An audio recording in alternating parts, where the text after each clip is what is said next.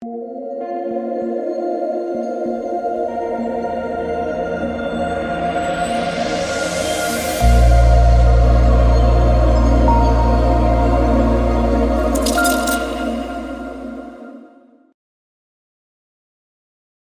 go from a 15-game slate on Monday to no games on Tuesday to a 13-game slate on Wednesday. So right back to some craziness. I told myself today, I'm like, you know what? I'm going to take today off, relax, go outside. Didn't happen. Fired up some action contest, MAC football tonight. And yeah, we're getting an early look on this 13-game NBA slate. So if you guys are new to the channel, welcome. My name is DK, and we'll be talking about the 13-game NBA slate on Draftkings. I also make content for NFL, DFS, as well as Prize Picks. Prize Picks, they are the sponsor of the video. You can use my code DKDFS for a 100% match up to $100. It's a player prop site, very fun, a lot of different sports you can pick from. And yeah, you can pick 2, 3, 4, up to 5 player props to win up to 10 extra money. So if you're a first-time user, take advantage of that code, free money. And yeah, it's a lot of fun. If you have any questions, let me know. If you guys are looking for premium content, you can check out my Patreon, linked down below. And yeah, let's get into the video. So really quick, let's recap my lineup here from last night. So last night, I honestly thought it was going to be a really, really good night. I was like, oh, this is going to be a very good night. And then Lakers blowout.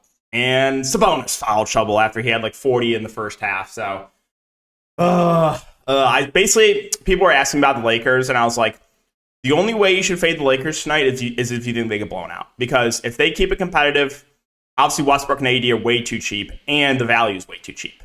But the faders did get bailed out. They did get that blowout, which was possible, right? I think it was like a 6.5-point spread. Westbrook also got in foul trouble too. That was very tilting. But yeah, they basically didn't play at all in the fourth quarter. So you give that fourth quarter to Westbrook and AD. They're both, absolutely smashing. So that was, a bit tilting. I went to a low-owned Austin Reeves.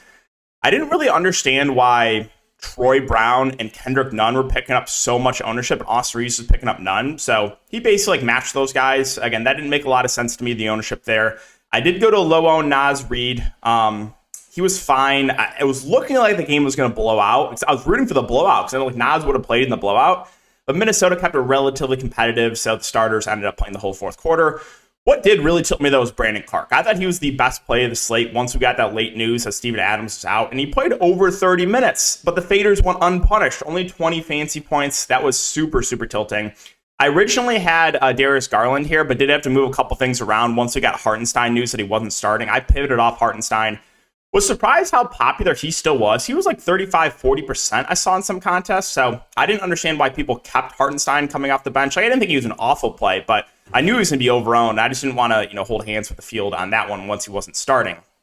So I went to Clark, went to low on Sabonis, who again had like 40 at half. I was looking good, and then right back to foul trouble, and he comes in the fourth and does nothing. So that was very, very frustrating. Like I said, it was looking like a possible massive night for me.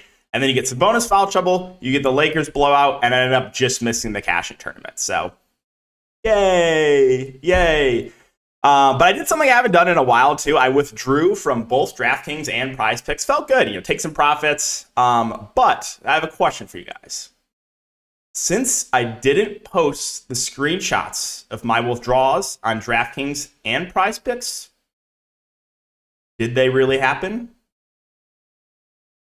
Right? Since I didn't post the screenshots, did the withdrawals happen? No. I don't know.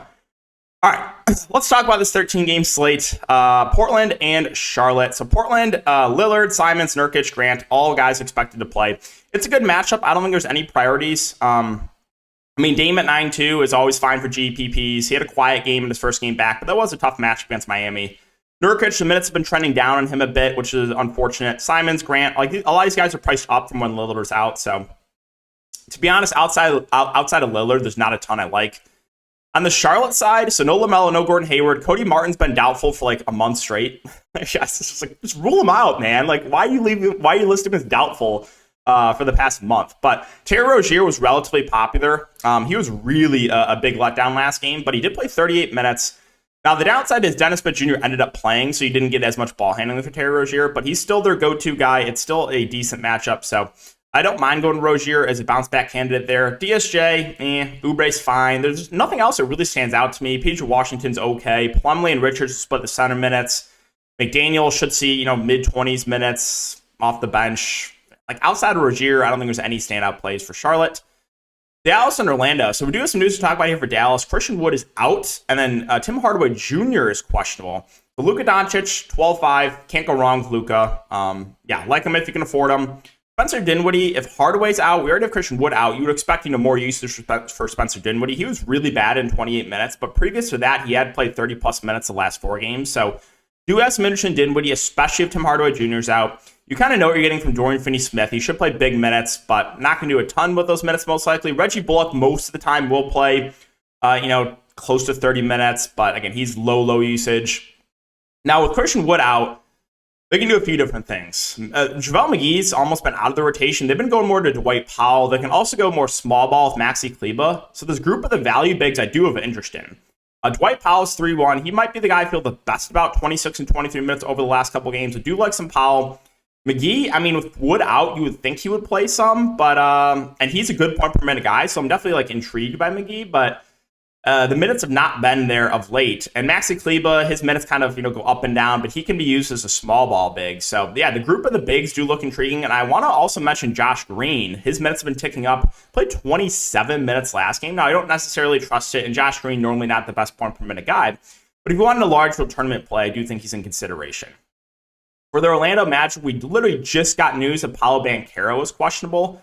We also got news that Drew Holiday is doubtful. So we're getting a lot of news actually today, Tuesday. So it is nice we're getting some of this news already. Gobert not in the injury report. Let's see.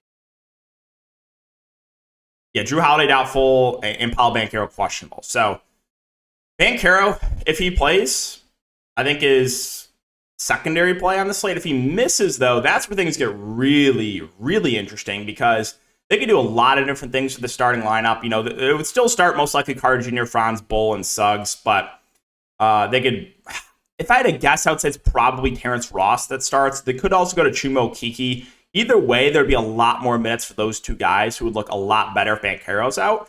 And then there's a lot more usage for guys like Carter Jr., Franz, my boy, Bull. Franz has caused me so much pain. Played him a lot, when they were shorthanded and he was playing the point guard position. Just awful every time. Last couple games, smash.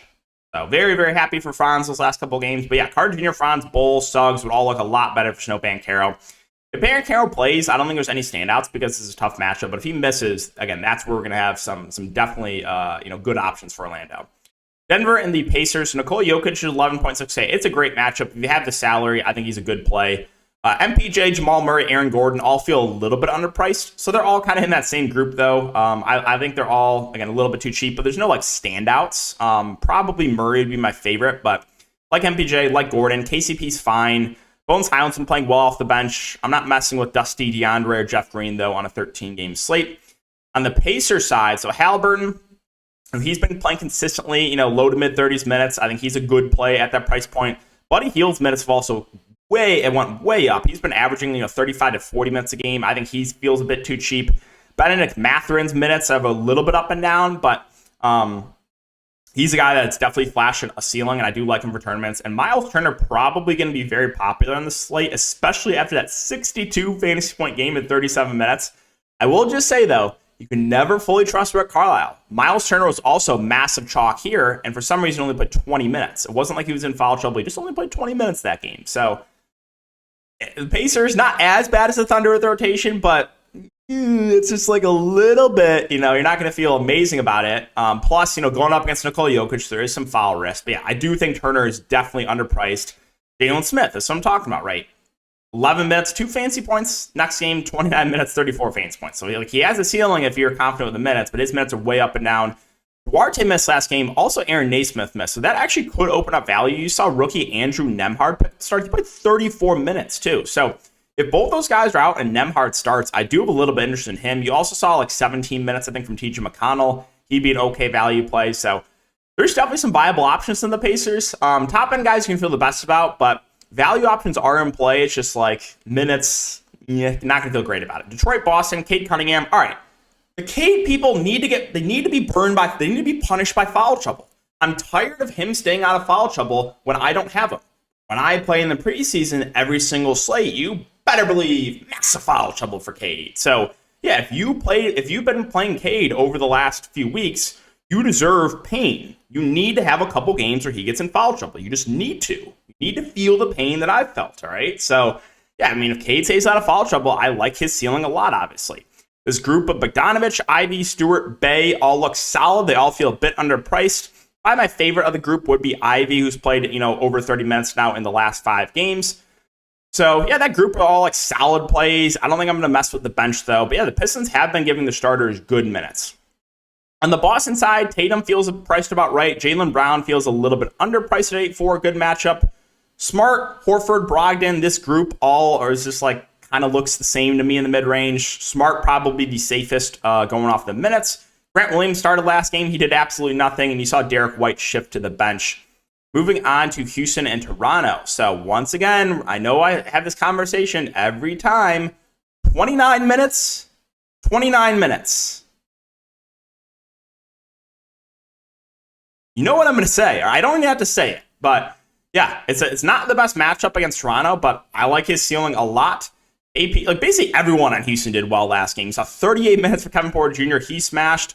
Jalen Green, I am not tilted whatsoever. No way. I'm really, really, really happy for him. Wow. 34 real-life points, 12 of 18 shooting. No way am I tilted from all these times that I played him and he shot 10% from the field at 1% ownership. No way. No way. I'm so incredibly happy for him. 12 of 18 shooting when I finally fade. KJ Martin, 4-7. He had a really good game. He's fine. Jayshawn Tate did just get ruled out. Tari Eason, you also know what I'm going to say there. Eric Gordon's 4-5. He's fine for value. But yeah, that's it for Houston. Moving on to Toronto. Siakam still out. Van Fleet, my favorite option. He's 8.1K. He should play 35 plus minutes. I like him a good amount here in a good matchup. Grouping of Barnes, OG, Trent all look pretty similar. I don't think there's any standouts here. Some of these guys have been priced up from when Siakam's been out now, but they're all fine options. The value, Nick Nurse, man. Come on. You think, Cloak got in some foul trouble. Oh, it's going to be Achua or Boucher that pick up a lot of minutes because that's normally how it's been. Dust off, Juancho Hernangomez. Give Thad Young minutes. Come on. All right. If you want to take a shot in one of these bigs, you can for tournaments, but this rotation's starting to piss me off. Nick Nurse is starting to piss me off. Utah and Atlanta. Markkanen, we know he has a high ceiling. 7.6, though, feels priced about right. The guards feel a little bit too cheap in Clarkson and Conley. I think the ceiling's a bit higher in Clarkson than Conley, but Conley has gone for 30-plus fantasy points now the last 3 games. Olynyk, he's a very frustrating roster. He's playable at 5-4. Vanderbilt's questionable if he misses. Malik Beasley most likely starts, who went for 22 minutes and 19 fantasy points. He'd be a solid value. I do still like Sexton, even though the price has come up. He's been playing consistently close to 30 minutes, so do still like Colin Sexton. Kessler played a lot more because of the blowout, so don't know if I necessarily trust those minutes for him, but if you think Elio gets in foul trouble, yes, you can take a shot on Walker Kessler. On the Atlanta side, I was really surprised how low owned DeJounte Murray was. He went for 59 fantasy points, and the Faders should have been punished more, but that game turned into a random blowout. So if there's no Trae Young again, I really like DeJounte Murray, but surprisingly, none of the secondary plays did anything. You would have thought Collins, would have been got a usage bump, did more. He didn't do anything. Neither did DeAndre Hunter. Aaron Holiday didn't do a ton in the starting lineup. It was a couple random guys. It was Jalen Johnson was solid off the bench at 3.4K. He had a decent game. And then out of nowhere, we just see rookie AJ Griffin go for 31 minutes and 37 fantasy points. Now, I don't necessarily trust that would happen again, but did want to mention it. More often than not, though, if Trae Young is out, John Collins should be the number 2 offensively. You should get a little bit more usage for Hunter. Aaron Holiday would be a solid value. So those guys would all be in play if Trae Young is out. If Trae Young is in, I don't think there's any standouts. Mainly would be looking to the 2 guards in Trae and DeJounte. All right, New York and Brooklyn. So keep an eye on the starting lineup. Last game, these 2 teams played. Hartenstein did start and play 38 minutes. Mitch Robinson's still out. So Randall, Brunson, Barrett, all are solid options. A good matchup. Randall being my favorite. His minutes have ticked up over the last few games. He played 40 minutes 2 games ago against Boston. Oh, wait, it was against Boston, actually. I don't know why I thought it was against Brooklyn. It was against Boston where Hartenstein played 38 minutes. So Hartenstein, I would only play him if he starts. If he comes off the bench, not a ton of interest in him. So keep an eye on that one. They did start rookie Jericho Sims. Again, he's like a solid defender, But will they need him against Nick Claxton? Probably not. So I would think they go back to Hartenstein here, but we will see. Obi Toppin had a solid game off the bench in 26 minutes. I mentioned him as a viable option against Boston. He didn't do a ton, and of course, the next game goes for 36 fantasy points. Again, they did go a bit small ball with him. Cam Reddish, the minutes have been there. He's been averaging like 0.2 fantasy points a minute.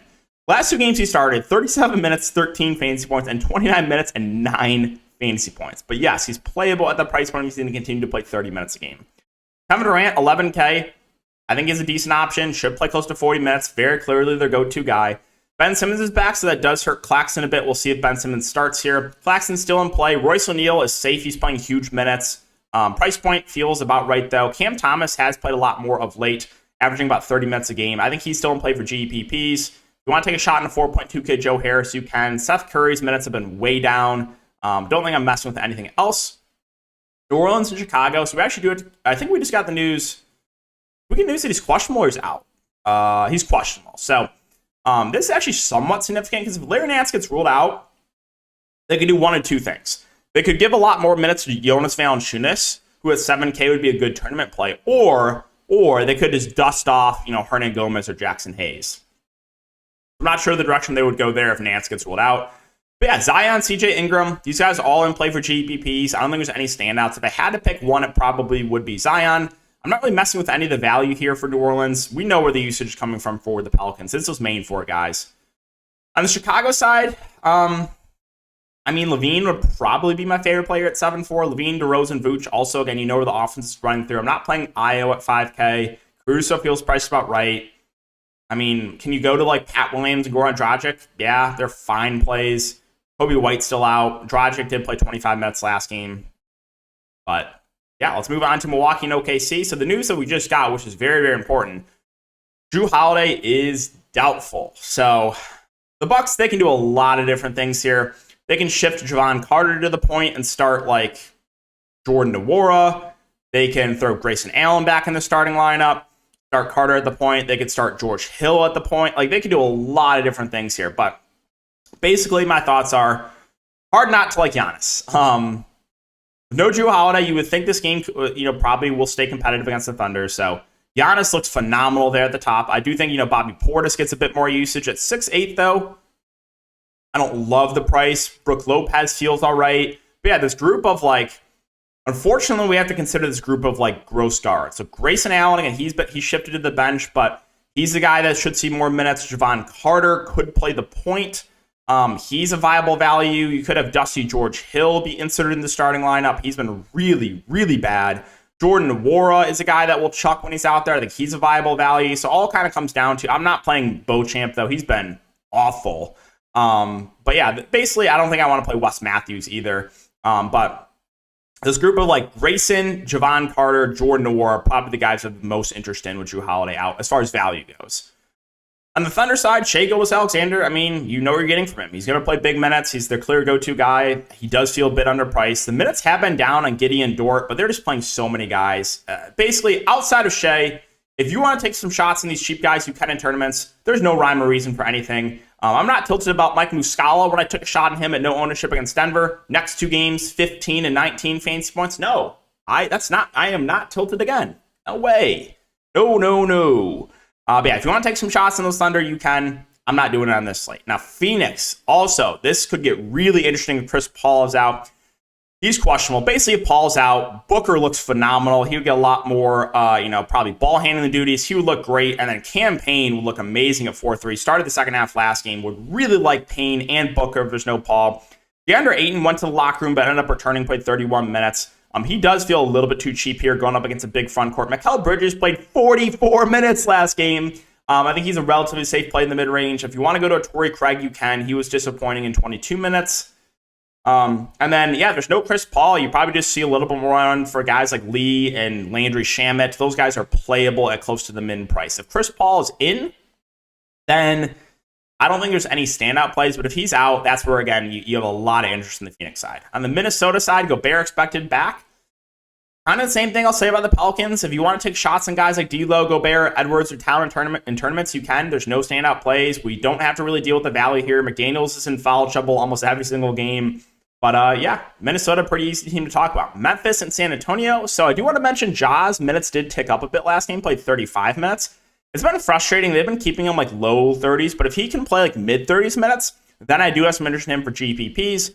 Bane, Brooks feels priced about right. Adams is questionable. If he misses, I would really like Clark. The faders went unpunished last slate, which is so incredibly tilting because he was the best play of the slate once Steven Adams got ruled out.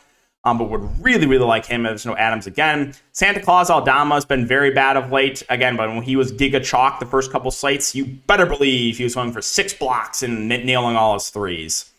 If you want to take some shots on like Conchar, like these rookies, you can. But mainly it's Brandon Clark if there's no Adams, and then maybe a little bit Anderson Ja. On the Spurs side, no standout plays here, but the main guys all look okay for tournaments. Keldon, Pirtle, Vassell, Jones. Probably my favorite of the bunch would be Devin Vassell at 6'5". Richardson did close last game, but there's a chance he could only play 20 minutes or so. Keep an eye on Zach Collins' news. If he misses, you could get some more run for guys like Roby or Jang, but still don't know if it's necessary to go there on this slate. Lakers and Clippers also got to keep an eye on this news. LeBron, Walker, and Beverly all missed last game. If they're all out again, I mean, these Lakers are underpriced. Once again, I will say the only real risk you run into is potential blowout because this Lakers team is really, really bad. But if all these guys are out, AD and LeBron, or AD and Westbrook are both too cheap. Westbrook dealt with foul trouble plus the blowout, so would really like Westbrook and AD. And then this group of value would still be too cheap. Troy Brown, 4K, he played 25 minutes. Austin Reeves played 30 minutes. He didn't do a ton. And then Kendrick Nunn as massive chalk, not Matt Ryan, Kendrick Nunn as massive chalk had a decent game too. So Nunn, Reeves, Troy Brown would look really, really good for value. Wedding Gabriel did start. He would be okay, but I think I'd rather go to the likes of like Brown, Reeves, and Nunn. You also did see Max Christie in the rotation. I'm probably not going to go there. He's also really, really, really bad. But if LeBron, Lonnie, and Beverly are all in, then there's no standout plays for me here. On the Clippers side, so basically the only news is there's no Kawhi. Everyone else is in. Paul George, fine for tournaments at 10-2, but does feel a bit pricey. I do like Big Zubac. The minutes have been pretty consistent for him. Down game last game, but that was a tough matchup. This is a much, much better spot for him. So if he can avoid foul trouble, I do like his ceiling. Marcus Morris been playing a ton of minutes, 6K. That feels priced about right. Reggie and Wall will split the point guard duties. Powell at 4-5, his minutes been ticking down. Terrence Mann, I will mention, he has played 30 minutes back-to-back games. I still don't necessarily trust it. So, like, if he's a guy that's going to be very popular tomorrow, I'll probably fade. If he's going to be relatively low owned, then I think he's a solid value. And the last game here, Cleveland and Sacramento. Can someone tell me why Darius Garland is still 6.9K? Can someone tell me that? I don't understand why. So he stands out as one of the best plays of the slate. Don't think we're going to spend a ton of time on him. He looks amazing. Donovan Mitchell, 9-3. Should play big minutes. I prefer Garland, though, for the price point. Both Jared Allen and Evan Mobley had a good game last game. You're going to get, low 30s minutes most likely for both. They're both solid options. Mobley, 5'9". Allen is 6'7". I think I prefer slightly Mobley because he's got power forward eligibility. I'm not going to LeVert at that price point. You guys know my thoughts on Kevin Love. I always like him for tournaments. His minutes, not necessarily guaranteed, but if he gets a game where he plays 25 minutes like last game, he can have a really, really good game. So I always like me some Kevin Love in tournaments, and I'm not dealing with anyone else on this team. Finally, Sacramento. We know where the offense is running through. It's Fox, it's Sabonis. Both these guys should play mid-30s minutes in a competitive game. It is a tough matchup, so they're both more contrarian plays. But I still have interest in those guys. Keegan Murray, the minutes have been ticking down on him. Kevin Huerter should play low 30s minutes. He feels priced about right. He's fine. Harrison Barnes saw his minutes go down, but normally he's a guy playing over 30 minutes. He's also an okay value. Malik Monk's the guy that's been playing a bit more of late, 28 and 31 minutes. He is a good point per minute guy, so I do have some interest in Malik Monk, but again, if he's going to be relatively popular on this slate, it could be a situation where I fade him. So it'll come down to ownership on him, but yeah, if you're going to get 25 plus minutes from Malik Monk, he's definitely underpriced at 4-2. So yeah, guys, that's going to wrap it up the video. Again, if you have been enjoying the DFS content, make sure to like, subscribe, and hit the notification bell. Hope you guys have a great day. Enjoy your day off, and I'll see you all in the next video.